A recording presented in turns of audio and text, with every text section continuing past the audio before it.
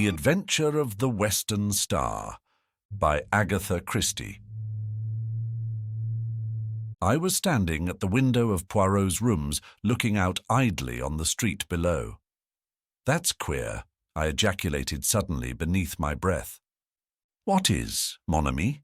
asked Poirot placidly, from the depths of his comfortable chair. "Deduce, Poirot, from the following facts. Here is a young lady, richly dressed.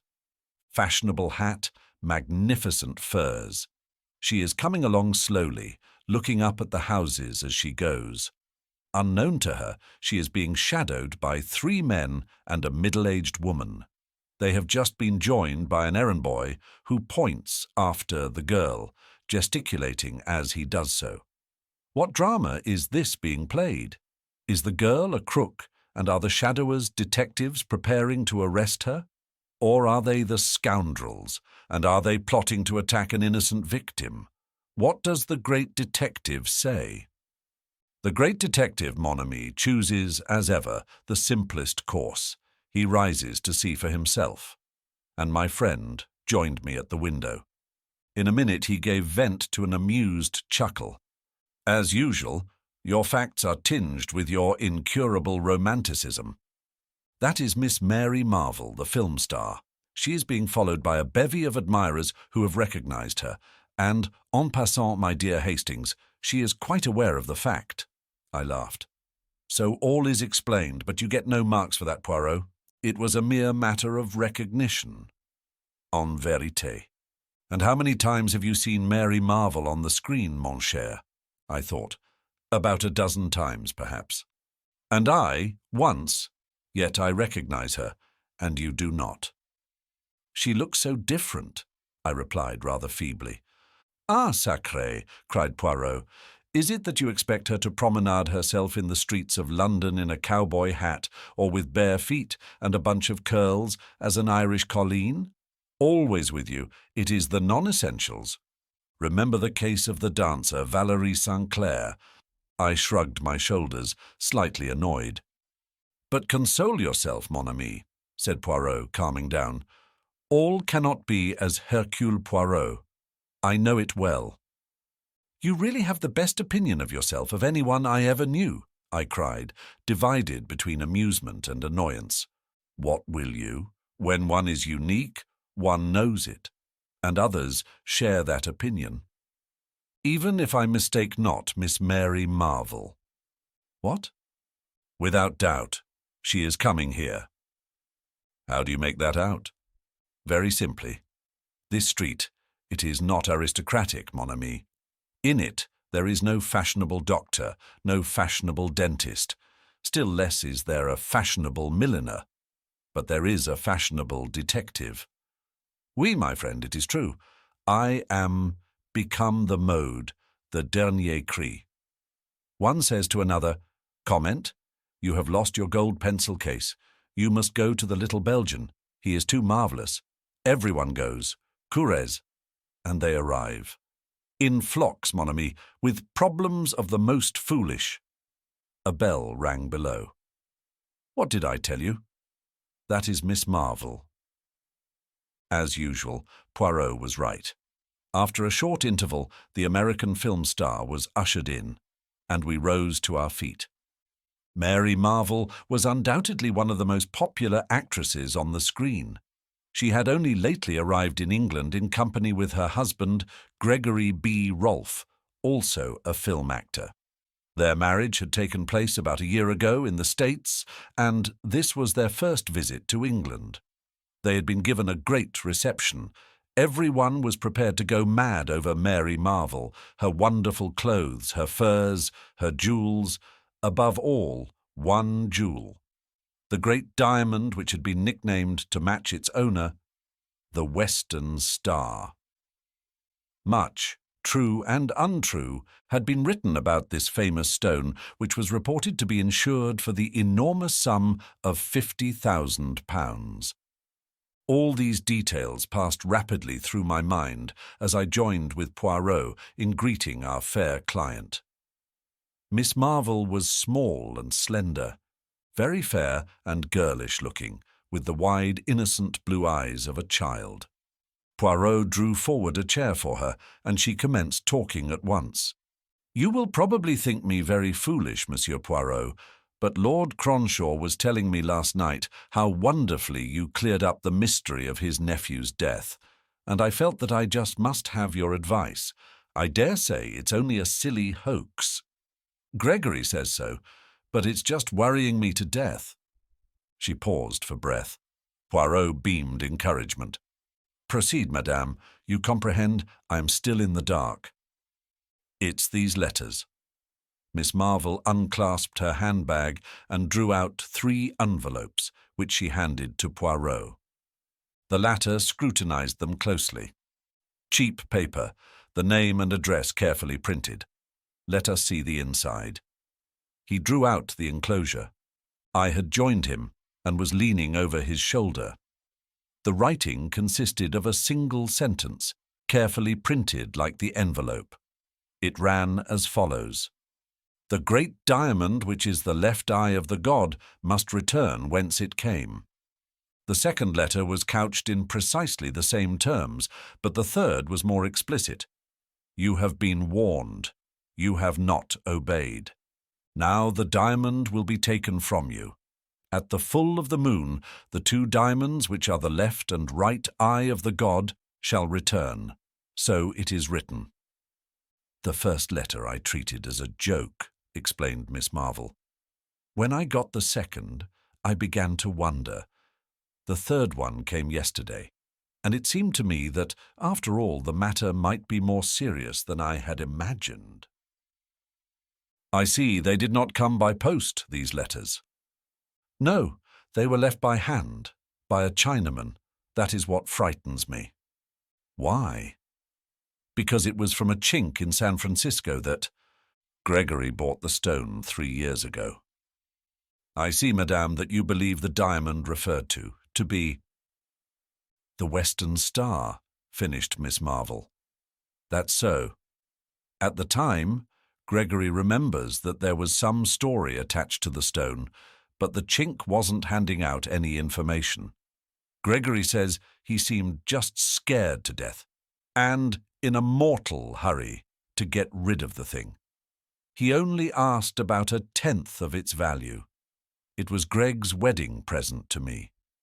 Poirot nodded thoughtfully. "The story seems of an almost unbelievable romanticism. And yet, who knows? I pray of you, Hastings, hand me my little almanac." I complied. "Voyons," said Poirot, turning the leaves. "When is the date of the full moon?" "Ah, Friday next. That is in 3 days' time. Eh bien, madame, you seek my advice. I give it to you. This belle histoire may be a hoax, but it may not. Therefore, I counsel you to place the diamond in my keeping until after Friday next. Then we can take what steps we please." A slight cloud passed over the actress's face, and she replied constrainedly, "I'm afraid that's impossible." "You have it with you, huh?" Poirot was watching her narrowly. The girl hesitated a moment, then slipped her hand into the bosom of her gown, drawing out a long, thin chain. She leaned forward, unclosing her hand. In the palm, a stone of white fire, exquisitely set in platinum, lay and winked at us, solemnly. Poirot drew in his breath with a long hiss. "Épatant," he murmured. "You permit, madame?" He took the jewel in his own hand and scrutinized it keenly, then restored it to her with a little bow. A magnificent stone, without a flaw. "Ah, Saint Tonnerre! And you carry it about with you, comme ça?" No, I'm very careful, really, Monsieur Poirot. As a rule, it's locked up in my jewel case and left in the hotel's safe deposit. We're staying at the Magnificent, you know. I just brought it along today for you to see." "And you will leave it with me, n'est-ce pas? You will be advised by Papa Poirot?" "Well, you see, it's this way, Monsieur Poirot. On Friday we're going down to Yardley Chase to spend a few days with Lord and Lady Yardley." Her words awoke a vague echo of remembrance in my mind. Some gossip, What was it now? A few years ago, Lord and Lady Yardley had paid a visit to the States.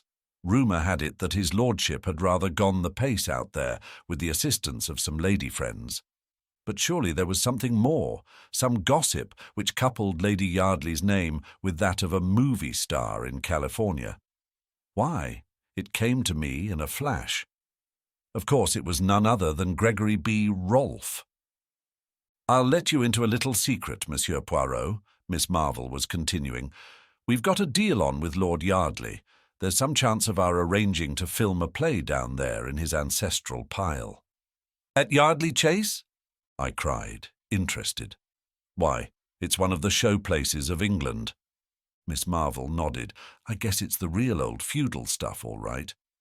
But he wants a pretty stiff price, and of course I don't know yet whether the deal will go through, but Greg and I always like to combine business with pleasure." "But I demand pardon if I am dense, madame. Surely it is possible to visit Yardley Chase without taking the diamond with you." A shrewd, hard look came into Miss Marvel's eyes, which belied their childlike appearance. She looked suddenly a good deal older. "I want to wear it down there." "Surely," I said suddenly, "there are some very famous jewels in the Yardley collection, a large diamond amongst them." "That's so," said Miss Marvel briefly. I heard Poirot murmur beneath his breath, "Ah, c'est comme ça." Then he said aloud, with his usual uncanny luck in hitting the bull's-eye, he dignifies it by the name of psychology, "Then you are without doubt already acquainted with Lady Yardley, or perhaps your husband is." "Gregory knew her when she was out west 3 years ago," said Miss Marvel. She hesitated a moment and then added abruptly, "Do either of you ever see society gossip?" We both pleaded guilty rather shamefacedly. "I ask because in this week's number there is an article on famous jewels, and it's really very curious." She broke off. I rose, went to the table at the other side of the room, and returned with the paper in question in my hand. She took it from me, found the article, and began to read aloud. "Amongst other famous stones may be included the Star of the East, a diamond in the possession of the Yardley family, an ancestor of the present. Lord Yardley brought it back with him from China, and a romantic story is said to attach to it. According to this, the stone was once the right eye of a temple god. Another diamond, exactly similar in form and size, formed the left eye, and the story goes that this jewel, too, would in course of time be stolen.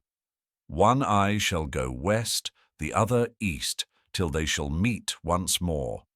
Then in triumph shall they return to the god." It is a curious coincidence that there is at the present time a stone corresponding closely in description with this one, and known as the Star of the West, or the Western Star. It is the property of the celebrated film actress, Miss Mary Marvel. A comparison of the two stones would be interesting. She stopped. "Épatant," murmured Poirot. "Without doubt a romance of the first water." He turned to Mary Marvel. "And you are not afraid, madame? You have no superstitious terrors.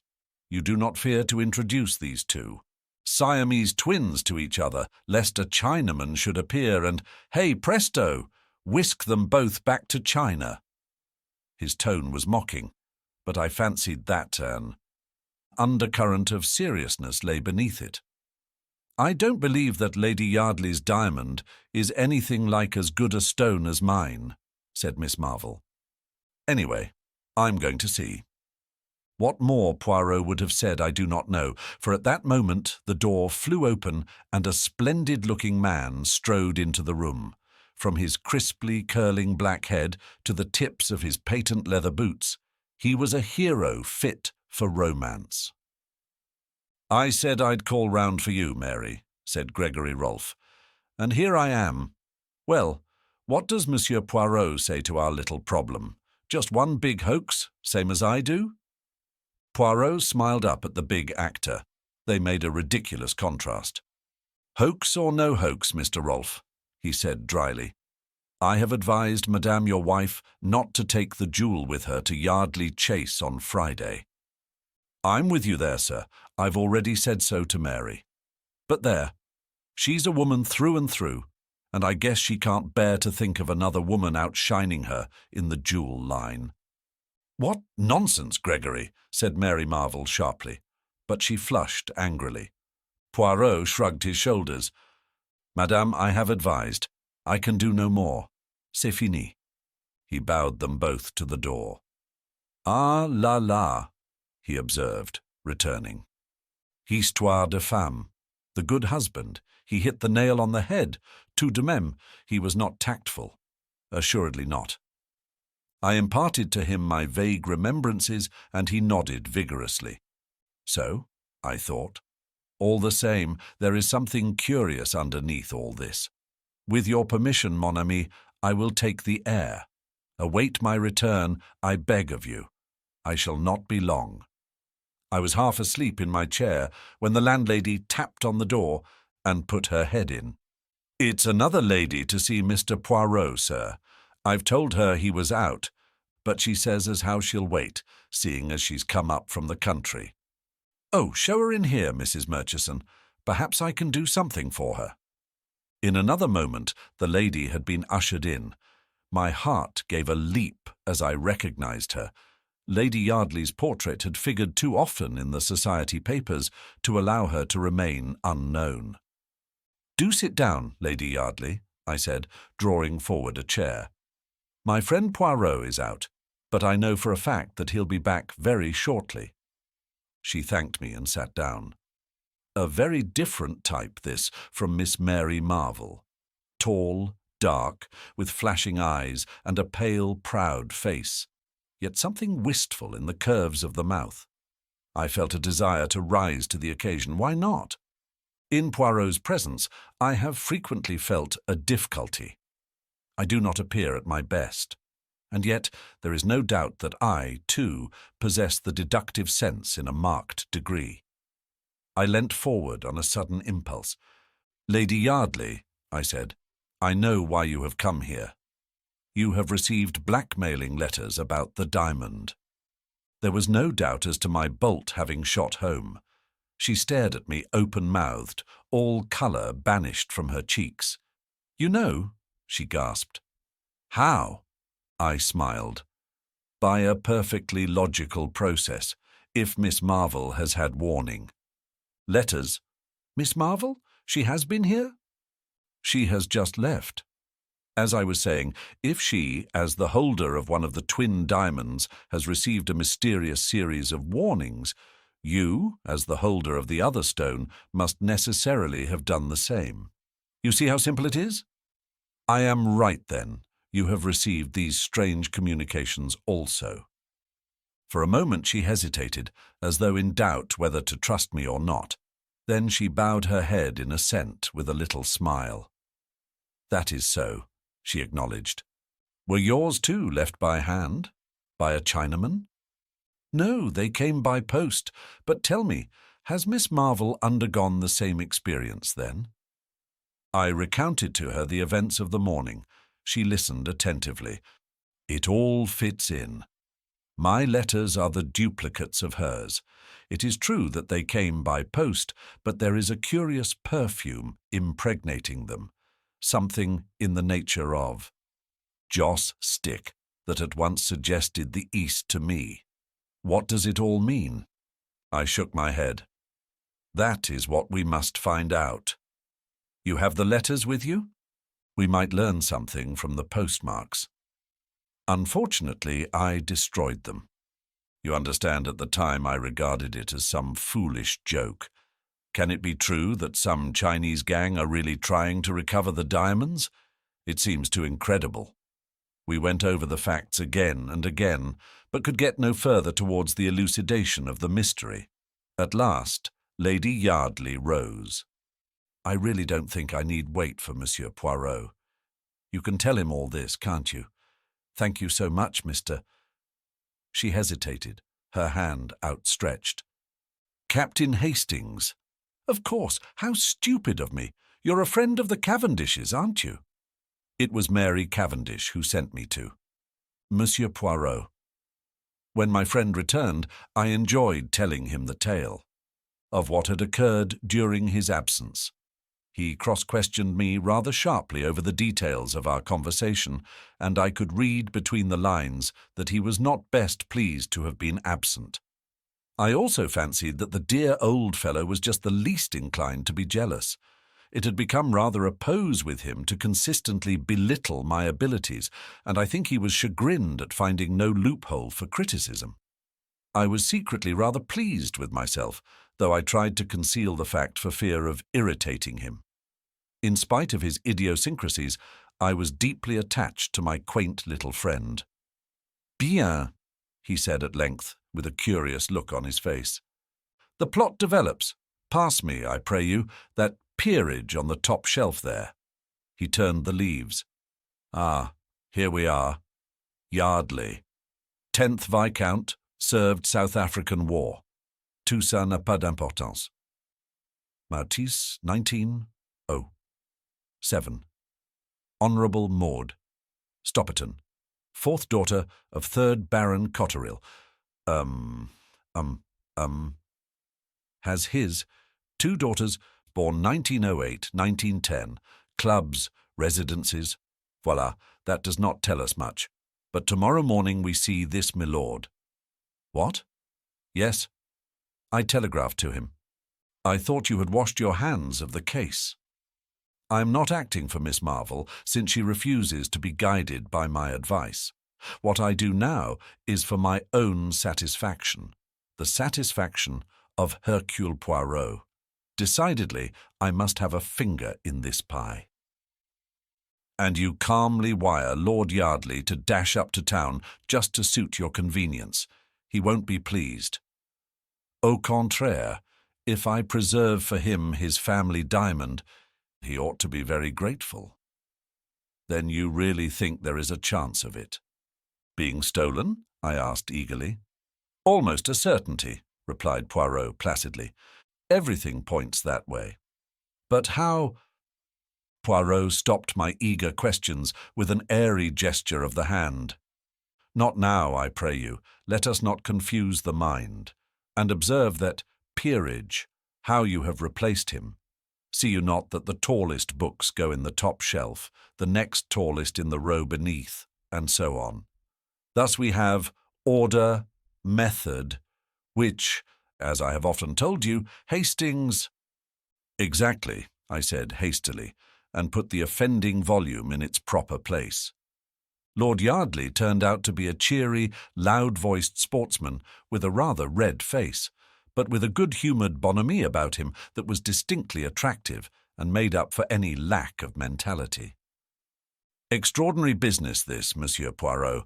Can't make head or tail of it. Seems my wife's been getting odd kind of letters, and that this Miss Marvel's had them too. What does it all mean? Poirot handed him the copy of Society Gossip. First, my lord, I would ask you if these facts are substantially correct.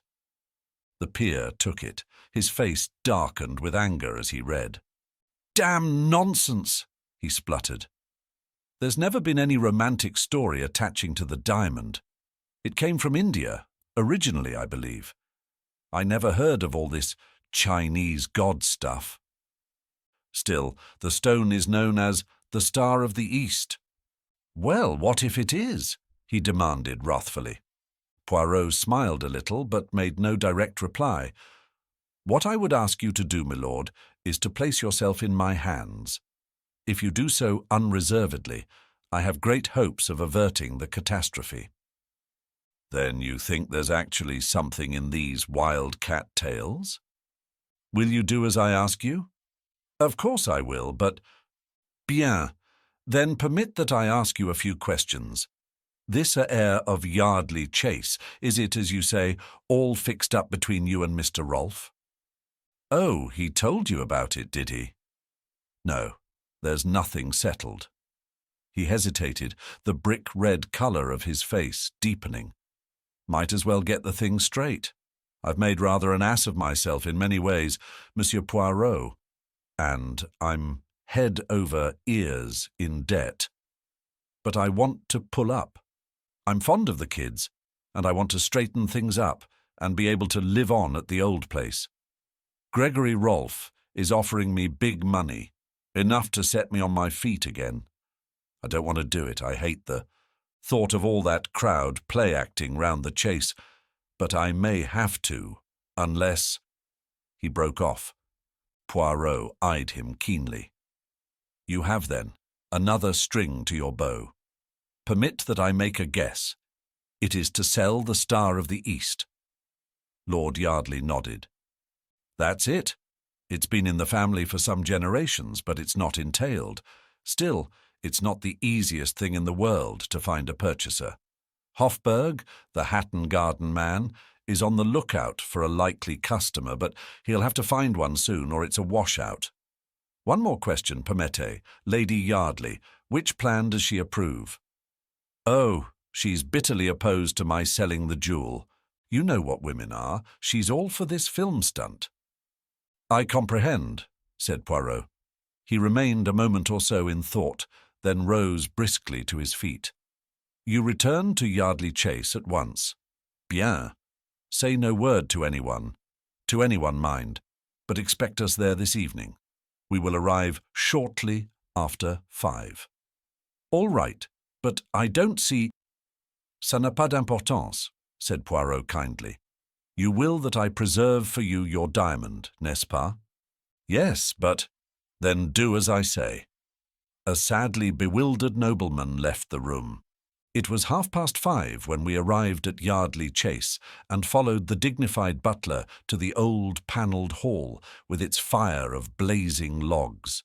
A pretty picture met our eyes. Lady Yardley and her 2 children, the mother's proud dark head, bent down over the 2 fair ones.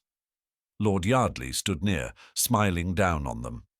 Monsieur Poirot and Captain Hastings, announced the butler. Lady Yardley looked up with a start. Her husband came forward uncertainly, his eyes seeking instruction from Poirot. The little man was equal to the occasion. All my excuses. It is that I investigate still this an air of Miss Marvel's. She comes to you on Friday. Does she not? I make a little tour first to make sure that all is secure. Also, I wanted to ask of Lady Yardley if she recollected at all the postmarks on the letters she received. Lady Yardley shook her head regretfully. I'm afraid I don't. It is stupid of me, but you see, I never dreamt of taking them seriously. You'll stay the night? Said Lord Yardley. Oh, my lord, I fear to incommode you. We have left our bags at the inn. That's all right. Lord Yardley had his cue. We'll send down for them. No trouble, I assure you. Poirot permitted himself to be persuaded, and sitting down by Lady Yardley, began to make friends with the children. In a short time they were all romping together, and had dragged me into the game. Vous êtes bonne mère? Said Poirot, with a gallant little bow, as the children were removed reluctantly by a stern nurse. Lady Yardley smoothed her ruffled hair. I adore them, she said with a little catch in her voice. And they you, with reason. Poirot bowed again. A dressing gong sounded, and we rose to go up to our rooms. At that moment, the butler entered with a telegram on a salver, which he handed to Lord Yardley. The latter tore it open with a brief word of apology. As he read it, he stiffened visibly. With an ejaculation, he handed it to his wife. Then he glanced at my friend. Just a minute, Monsieur Poirot. I feel you ought to know about this. It's from Hofberg. He thinks he's found a customer for the diamond, an American sailing for the States tomorrow. They're sending down a chap tonight to vet the stone. By Jove, though, if this goes through— Words failed him. Lady Yardley had turned away. She still held the telegram in her hand. I wish you wouldn't sell it, George, she said in a low voice. It's been in the family so long. She waited, as though for a reply, but when none came, her face hardened. She shrugged her shoulders. I must go and dress. I suppose I had better display the goods. She turned to Poirot with a slight grimace. It's one of the most hideous necklaces that was ever designed. George has always promised to have the stones reset for me, but it's never been done. She left the room. Half an hour later, we three were assembled in the great drawing room awaiting the lady. It was already a few minutes past the dinner hour. Suddenly there was a low rustle, and Lady Yardley appeared framed in the doorway, a radiant figure in a long white shimmering dress. Round the column of her neck was a rivulet of fire. She stood there, with one hand just touching the necklace. "Behold the sacrifice," she said gaily. Her ill humour seemed to have vanished. "Wait while I turn the big light on, and you shall feast your eyes on the ugliest necklace in England." The switches were just outside the door. As she stretched out her hand to them, the incredible thing happened. Suddenly, without any warning, every light was extinguished, the door banged, and from the other side of it came a long-drawn, piercing woman's scream. "My God!" cried Lord Yardley. "That was Maud's voice. What has happened?" We rushed blindly for the door, cannoning into each other in the darkness. It was some minutes before we could find it. What a sight met our eyes! Lady Yardley lay senseless on the marble floor, a crimson mark on her white throat where the necklace had been wrenched from her neck. As we bent over her, uncertain for the moment whether she were dead or alive, her eyelids opened. "The Chinaman," she whispered painfully. "The Chinaman. The side door." Lord Yardley sprang up with an oath. I accompanied him, my heart beating wildly. The Chinaman again. The side door in question was a small one in the angle of the wall, not more than a dozen yards from the scene of the tragedy. As we reached it, I gave a cry. There, just short of the threshold, lay the glittering necklace, evidently dropped by the thief in the panic of his flight. I swooped joyously down on it. Then I uttered another cry, which Lord Yardley echoed. For in the middle of the necklace was a great gap. The Star of the East was missing. "That settles it," I breathed. These were no ordinary thieves. This one stone was all they wanted. But how did the fellow get in? Through this door. But it's always locked. I shook my head. "It's not locked now, see?" I pulled it open as I spoke. As I did so, something fluttered to the ground. I picked it up. It was a piece of silk, and the embroidery was unmistakable. It had been torn from a Chinaman's robe. In his haste it caught in the door, I explained. "Come, hurry, he cannot have gone far as yet." But in vain we hunted and searched. In the pitch darkness of the night, the thief had found it easy to make his getaway. We returned reluctantly, and Lord Yardley sent one of the footmen post-haste to fetch the police. Lady Yardley, aptly ministered to by Poirot, who is as good as a woman in these matters, was sufficiently recovered to be able to tell her story. "I was just going to turn on the other light," she said, "when a man sprang on me from behind. He tore my necklace from my neck with such force that I fell headlong to the floor. As I fell, I saw him disappearing through the side door.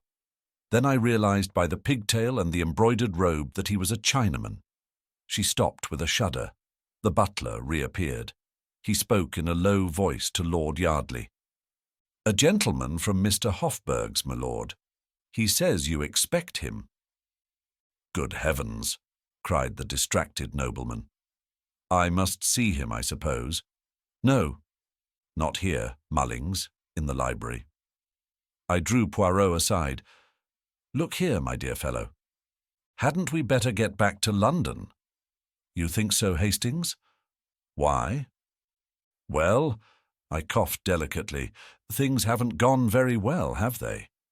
I mean, you tell Lord Yardley to place himself in your hands and all will be well, and then the diamond vanishes from under your very nose. True, said Poirot, rather crestfallen. It was not one of my most striking triumphs. His way of describing events almost caused me to smile, but I stuck to my guns.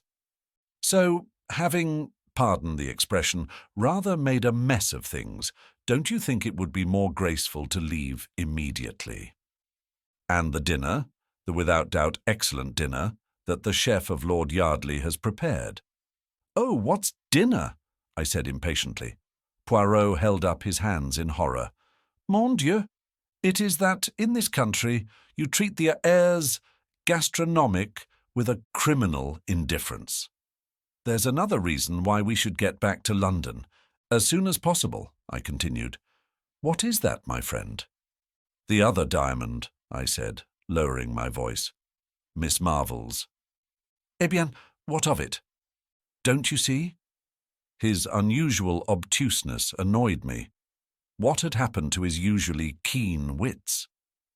They've got one, now they'll go for the other. Tiens, cried Poirot, stepping back a pace and regarding me with admiration. But your brain marches to a marvel, my friend. Figure to yourself that for the moment I had not thought of that. But there is plenty of time. The full of the moon. It is not until Friday. I shook my head dubiously. The full of the moon theory left me entirely cold. I had my way with Poirot, however, and we departed immediately, leaving behind us a note of explanation and apology for Lord Yardley. My idea was to go at once to the Magnificent and relate to Miss Marvel what had occurred, but Poirot vetoed the plan and insisted that the morning would be time enough. I gave in rather grudgingly.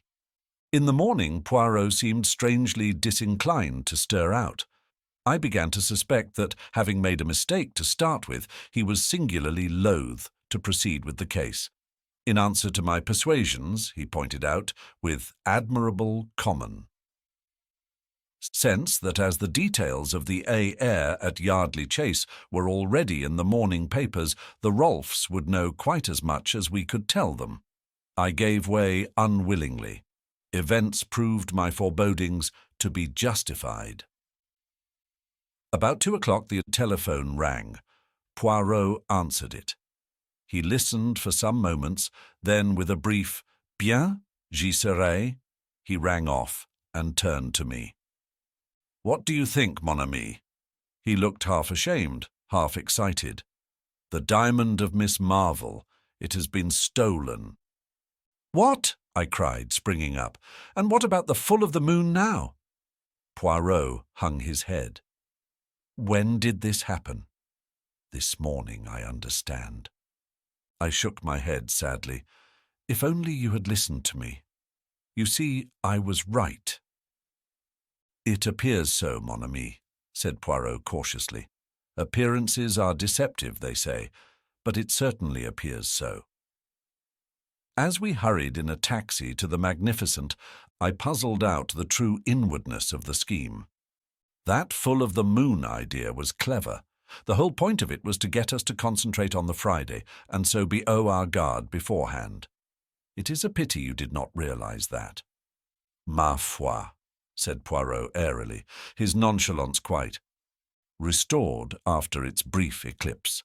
One cannot think of everything. I felt sorry for him. He did so hate failure of any kind. Cheer up, I said consolingly. Better luck next time.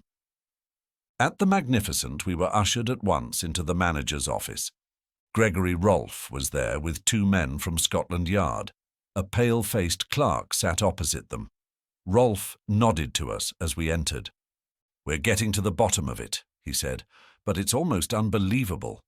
How the guy had the nerve I can't think. A very few minutes succeed to give us the facts. Mr. Rolf had gone out of the hotel at 11:15.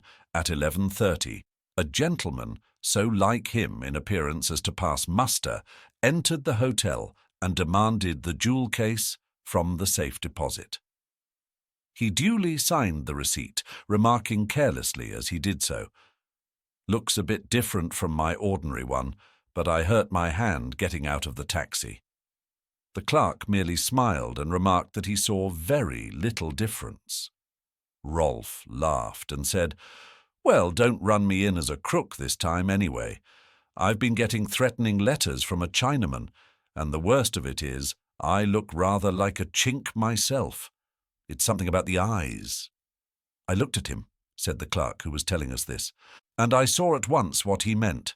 The eyes slanted up at the corners like an Oriental's. I'd never noticed it before." "Darn it all, man," roared Gregory Rolf, leaning forward. "Do you notice it now?" The man looked up at him and started. "No, sir," he said. "I can't say I do." And indeed there was nothing even remotely Oriental about the frank brown eyes that looked into ours. The Scotland Yard man grunted. Bold customer, thought the eyes might be noticed and took the bull by the horns to disarm suspicion. He must have watched you out of the hotel, sir, and nipped in as soon as you were well away. "What about the jewel case?" I asked. "It was found in a corridor of the hotel. Only one thing had been taken, the Western Star." We stared at each other. The whole thing was so bizarre, so unreal. Poirot hopped briskly to his feet. "I have not been of much use, I fear," he said regretfully. "Is it permitted to see Madame?" "I guess she's prostrated with the shock," explained Rolf. "Then perhaps I might have a few words alone with you, monsieur." "Certainly." In about 5 minutes Poirot reappeared. "Now, my friend," he said gaily, "to a post office. I have to send a telegram." "Who to?" "Lord Yardley." He discounted further inquiries by slipping his arm through mine. "Come, come, mon ami. I know all that you feel about this miserable business. I have not distinguished myself. You, in my place, might have distinguished yourself. Bien. All is admitted. Let us forget it and have lunch." It was about 4 o'clock when we entered Poirot's rooms. A figure rose from a chair by the window. It was Lord Yardley. He looked haggard and distraught. "I got your wire and came up at once. Look here, I've been round to Hofburg, and they know nothing about that man of theirs last night, or the wire either. Do you think that—" Poirot held up his hand. "My excuses. I sent that wire and hired the gentleman in question." But why? What?" The nobleman spluttered impotently. "My little idea was to bring things to a head," explained Poirot placidly. "Bring things to a head." "Oh, my God!" cried Lord Yardley. "And the ruse succeeded," said Poirot cheerfully. "Therefore, my lord, I have much pleasure in returning you this." With a dramatic gesture, he produced a glittering object. It was a great diamond. "The Star of the East," gasped Lord Yardley. "But I don't understand." "No," said Poirot. "It makes no matter. Believe me, it was necessary for the diamond to be stolen. I promised you that it should be preserved to you, and I have kept my word. You must permit me to keep my little secret. Convey, I beg of you, the assurances of my deepest respect to Lady Yardley, and tell her how pleased I am to be able to restore her jewel to her. What beau temps, is it not? Good day, my lord." And smiling and talking, the amazing little man conducted the bewildered nobleman to the door. He returned, gently rubbing his hands. "Poirot," I said, "am I quite demented?" "No, mon ami, but you are, as always, in a mental fog." "How did you get the diamond?" "From Mr. Rolf." "Rolf?" "Mais oui. The warning letters, the Chinaman, the article in Society Gossip, all sprang from the ingenious brain of Mr. Rolf. The two diamonds, supposed to be so miraculously alike, bah! They did not exist. There was only one diamond, my friend." Originally in the Yardley collection, for 3 years it has been in the possession of Mr. Rolf. He stole it this morning with the assistance of a touch of grease paint. At the corner of each eye. Ah, I must see him on the film. He is indeed an artist, celui-là. But why should he steal his own diamond? I asked, puzzled. For many reasons. To begin with, Lady Yardley was getting restive. Lady Yardley? You comprehend she was left much alone in California. Her husband was amusing himself elsewhere. Mr. Rolf was handsome. He had an air about him of romance. But au fond, he is very businesslike, ce monsieur. He made love to Lady Yardley, and then he blackmailed her. I taxed the lady with the truth the other night, and she admitted it. She swore that she had only been indiscreet, and I believe her. But, undoubtedly, Rolf had letters of hers that could be twisted to bear a different interpretation. Terrified by the threat of a divorce and the prospect of being separated from her children, she agreed to all he wished. She had no money of her own, and she was forced to permit him to substitute a paste replica for the real stone. The coincidence of the date of the appearance of the Western Star struck me at once. All goes well. Lord Yardley prepares to range himself, to settle down, and then comes the menace of the possible sale of the diamond. The substitution will be discovered. Without doubt she writes frantically to Gregory Rolf, who has just arrived in England. He soothes her by promising to arrange all, and prepares for a double robbery. In this way he will quiet the lady, who might conceivably tell all to her husband, an heir which would not suit our blackmailer at all. He will have £50,000 insurance money. Aha, you had forgotten that. And he will still have the diamond. At this point, I put my finger in the pie.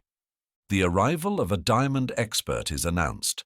Lady Yardley, as I felt sure she would, immediately arranges a robbery, and does it very well too. But Hercule Poirot, he sees nothing but facts. What happens in actuality? The lady switches the light, bangs the door, throws the necklace down the passage, and screams. She has already wrenched out the diamond with pliers upstairs. But we saw the necklace round her neck, I objected. I demand pardon, my friend. Her hand concealed the part of it where the gap would have shown. To place a piece of silk in the door beforehand is child's play. Of course, as soon as Rolf read of the robbery, he arranged his own little comedy. And very well, he played it. What did you say to him? I asked with lively curiosity.